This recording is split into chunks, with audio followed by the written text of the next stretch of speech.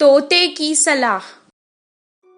एक बार एक जंगल में एक शिकारी आया था। वो अपना जाल एक पेड़ के नीचे डालकर दूर बैठकर छुपके से उसे देखने लगा। कुछ देर बाद उसके जाल में एक बेचारा तोता फंस गया। ये देखकर शिकारी जाल के पास वापस आ गया। उसने तोते को अपने हाथ में लिया और कहा, आहा, ये तो बहुत स्वादिष्ट होगा। उस तोते को वो अपने साथ ले जाना चाहता था। तोते को उसकी बात सुनकर बहुत डर लगा, पर उसने हिम्मत जुटाई और कहा, ओ शिकारी, मैं इतना छोटा हूँ, अगर तुम मुझे खा लोगे तो ना तुम्हारी भूख मिटेगी ना तुम्हारा पेट भरेगा। तुम मुझे जाने दो, मैं तुम्हें 3 अनमोल सलाह दूंगा। पहली सलाह तुम्हारे हाथ पे बैठ के दूंगा, दूसरी सलाह थोड़ी दूर जमीन पर बैठ के दूंगा और तीसरी सलाह पेड़ के डाल पर बैठ के दूंगा। मेरी ये 3 सलाहों को अगर सुनोगे तो तुम अपनी जिंदगी खुशी से बिता पाओगे। तोते की बात सुनकर शिकारी कुछ देर सोचने लगा। हाँ, ये बात सही है। इसे खाकर मेरा पेट भी नहीं भरेगा। इसे जाने देता हूँ। ये मुझे सलाह भी तो दे रहा है। इससे शायद मेरी जिंदगी भी आसान हो जाएगी। उसने तोते को आजाद कर दिया। तोता तुरंत उसके हाथ पर बैठ गया और कहने लगा, पहली सलाह ये है कि असंभव चीजों पे कभी विश्वास नहीं करना चाहिए। शिकारी इस सलाह के बारे में सोच ही रहा था कि तोता उड़ गया और दूर जाकर जमीन पर बैठ गया। दूसरी सलाह ये है कि जो गुजर गया उस पर कभी अफसोस नहीं करना चाहिए। तीसरी सलाह देने के लिए वो पेड़ की डाल पर बैठ गया और कहा, मेरे पेट में बहुत सारा सोना है, अगर तुम उसे ले लेते तो तुम्हारी 7 पीढ़ियां आराम से बैठकर खा सकती थी। उसने अपनी बातों से शिकारी को सोचने पर मजबूर कर दिया और कहा, मैंने तुम पर भरोसा किया था और तुमने मुझे धोखा दिया। शिकारी दुखी हो गया। उसे दुखी देखकर तोते ने कहा, तुमने मेरी सलाह नहीं समझी। मैंने कहा था ना, जो असंभव है उस पर कभी विश्वास नहीं करना चाहिए। मेरे इतने से पेट में सोना होगा कि तुमने कैसे विश्वास कर लिया? अगर मेरे पेट में सोना होता तो जब तुमने मुझे पकड़ा था तभी तुमने मेरा भार देखकर अंदाजा लगा लिया होता। तोते की बातें सुनकर शिकारी शर्मिंदा हो गया। जो गुजर गया उस पर कभी अफसोस नहीं करना चाहिए। मैंने कहा था ना तुमसे, अब मुझे छोड़ने का अफसोस क्यों कर रहे हो?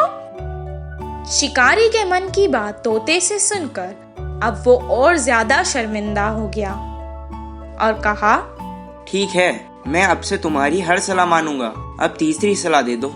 ये सुनकर तोते ने कहा, चाहे कोई भी हमें कितनी सलाह क्यों ना दे, हमें जो चीज सही लगती है हमेशा वही करनी चाहिए। इतना कहकर तोता तुरंत वहाँ से उड़ गया। इस कहानी से हमें ये शिक्षा मिलती है कि अगर हमें किसी की सलाह से फायदा होता है तभी वो सलाह माननी चाहिए। पहाड़ी बंदर। एक गांव के पास एक बहुत बड़ा पहाड़ था। उस पहाड़ पर एक पेड़ था जिस पे एक बंदर रहा करता था।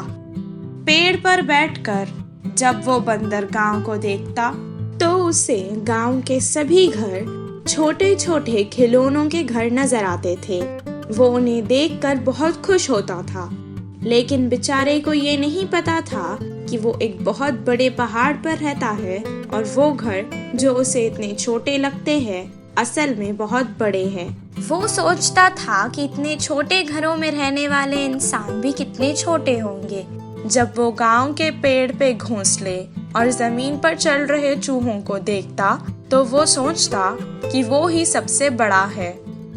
वो सोचता कि जब वो गांव जाएगा तो वहाँ के छोटे छोटे इंसान और जानवर उसे देखकर डर जाएंगे। वो सोचने लगा कि क्यों ना वो गांव जाए और उनके डरे हुए चेहरे देखकर मजे ले।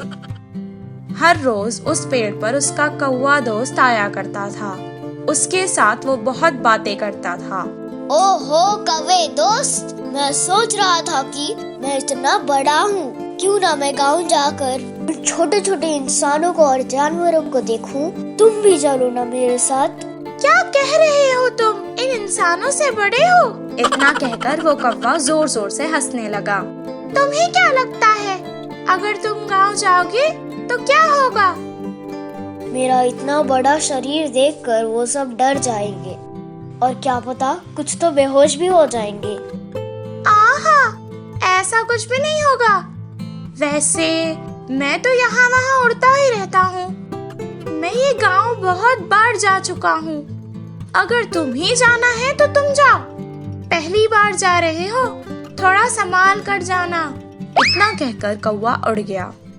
बंदर सोचने लगा कि शायद कौवा उससे जल रहा है।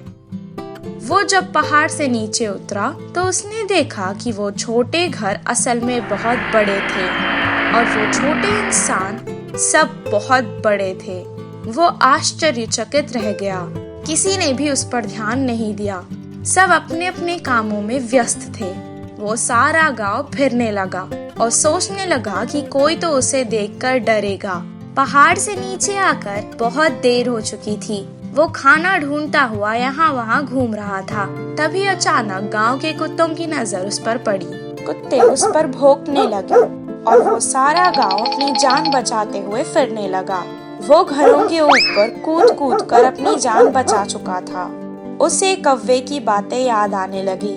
अपने आप को बहुत विशाल समझने वाला बंदर उन सब के सामने बहुत छोटा महसूस कर रहा था। उसका सारा घमंड टूट गया। वो वापस बचकर पहाड़ पर चढ़ रहा। बहुत मुश्किलों के बाद वो वापस पेड़ पर चढ़ गया। इस कहानी से हमें ये शिक्षा मिलती है कि भ्रम और हकीकत में बहुत फर्क होता है। निस्वार्थ भाव वाले चिकित्सक हिरन। एक जंगल में एक हिरन रहती थी। वह बहुत ही अच्छी थी। हिरन चिकित्सा करना सीखकर उस जंगल के सारे जानवरों का उपचार करती थी। उसके पास तरह तरह के पशु पक्षियाँ आकर उनके अस्वस्थ सेहत का वर्णन करके दवा लेके चले जाते। वैसे भी हिरन के दयालु होने के कारण से वह जानवर साधारण है या क्रूर, बिना किसी फर्क के सबकी चिकित्सा करती थी। उस हिरन का हाथी बहुत अच्छा दोस्त था। खाली समय में वे दोनों मजे से गपशप करते हुए पूरे जंगल में घूमते थे। वह हाथी कभी कभी कहता था कि दोस्त, क्रूर जानवरों का चिकित्सा करना खतरा होगा, इसीलिए उनसे पहले से ही दूर रहोगे तो अच्छा होगा। बोलते हुए हिरन को चेतावनी देता था। फिर भी दयालु हिरन हाथी के बातों को अनसुना करती थी। एक दिन जंगल के चालाक लोमड़ी को खतरे से बहुत ज्यादा चोट लगी। यह पता चलते ही हिरन हाथी के बातों को ना सुनते हुए हिरन लोमड़ी के पास जाकर चिकित्सा करने लगी। लोमड़ी के सारे घाव भरकर वह अच्छे से घूमने तक हिरन ने उसका उपचार किया। ऐसे रोज रोज उसकी चिकित्सा करने पर लोमड़ी हिरन से दोस्ती करने लगी और उसके लिए जरूरतमंद फल और चीजें लाकर देती। लोमड़ी के उस पर दया देना देख हिरन ने उसे अपना बहुत अच्छा दोस्त माना। ऐसे कुछ दिनों तक अच्छी बनने का नाटक करने वाली लोमड़ी बाद में उसकी चालाकी दिखाने लगी। उसके प्राण बचाने वाली हिरन को लोमड़ी धन्यवाद तक ना देते हुए एकदम झाड़ी और बल होने वाली हिरन की मांस पर लालच करने लगी। एक दिन लोमड़ी ने हिरन से मिलकर कहा, दोस्त, तुम्हारे जैसे अच्छों से दोस्ती करना हो तो मुझे बहुत पुण्य करने होंगे। कितनों को भी प्राण दान करने वाले तुम्हारे जैसे भले और पुण्यात्मा इस धरती पर बहुत कम होंगे। मेरा प्यारा दोस्त भाग 4-5 दिन से अस्वस्थ है। रोज रोज उसकी हालत और बिगड़ती जा रही है। उसे देख मुझे बहुत पीड़ा हो रही है। मेरा दोस्त नाम के लिए तो क्रूर जानवर है। क्रूर जानवर होने पर भी वह बहुत शांत स्वभाव का है। उसको भी प्राण दान करके इस पुण्य का काम करो ना। तब हिरन के दया करके मानने पर तुरंत लोमड़ी हिरन को बाघ के पास ले गई। देखने पर तो बाघ पूरा स्वस्थ था, लेकिन हिरन को देख बीमारी का नाटक करने लगा।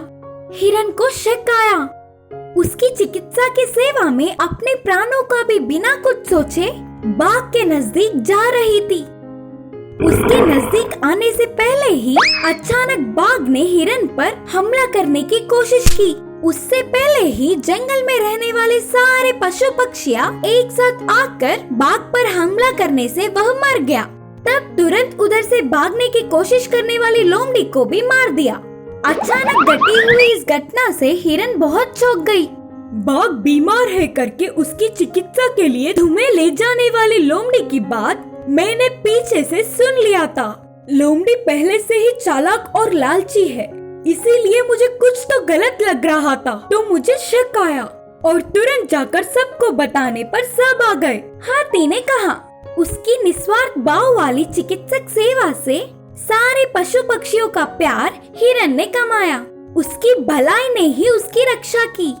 इस कहानी की शिक्षा है कि बुरों की सेवा करना हमारे लिए मुसीबत बनेगा।